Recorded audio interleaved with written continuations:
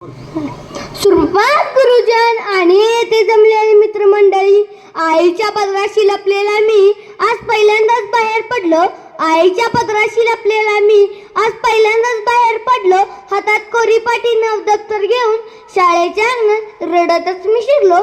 शाळेच्या अंगणात रडतच मी शिरलो. यावरून तुम्ही सर्वांनी माझ्या भाषणाचा विषय तर ओळखलाच असेल. हो बरोबर, आज मी सांगणार आहे माझा शाळेचा पहिला दिवस, सर्वांच्या स्मरणात कायम राहणारा दिवस. मलाही हा 2 वर्ष झाली, पण तरीही हा दिवस मला जसाच्या तसा आठवतो.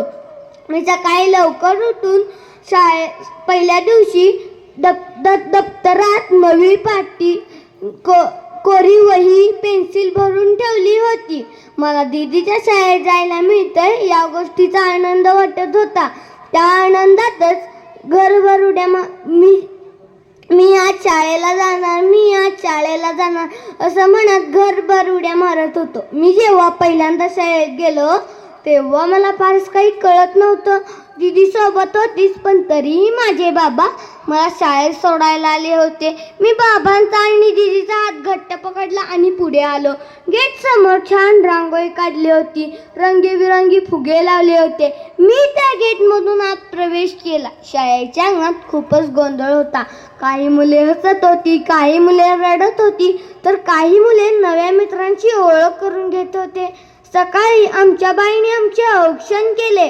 दुसऱ्या बाईंनी आम्हाला गुलाबाची फुले दिली व मुख्याध्यापक सरांनी आम्हाला पेढा चारला.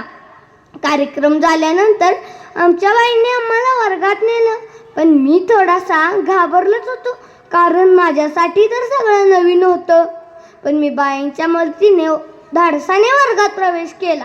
पहिल्या दिवशी आम्हाला चित्र काढायला शिकवलं, पण मला मात्र ते चांगलं जमलंच नाही. मी आपलं वेगवेगळा आकार काढून मोकळा झालो आणि बाईंसमोर गेलो.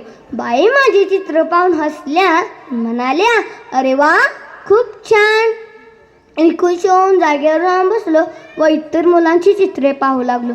चित्र काढताना, उभ्या आडव्या रेषा शिकताना मजा येत होती. तेवढ्यात घंटा वाजली आणि आमची जेवणाची मधली सुट्टी झाली.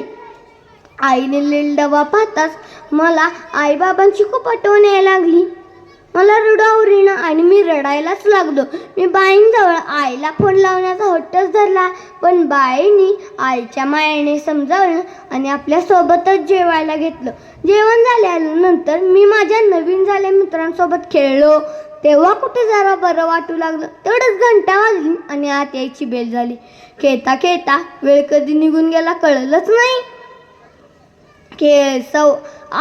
बाईंनी आम्हाला वर्गात आल्यानंतर म्हणाल्या, "आज आपण नवीन पुस्तकातील कविता शिकूया." आणि बाई कविता शिकू लागल्या. "अगं बाई ढग्गबाई, अगं बाई ढग्गबाई, अगं बाई ढग्गबाई लागली कळ, ढगाला उन्हाची केवढी जळ, थोडी ना थोडकी लागली फार, थोडी ना थोडकी लागली फार, डोंगराच्या डोळ्याला पाण्याची धार." अगं बाई, आम्ही बाईंच्या मागमाग कविता म्हणत नाचू लागलो.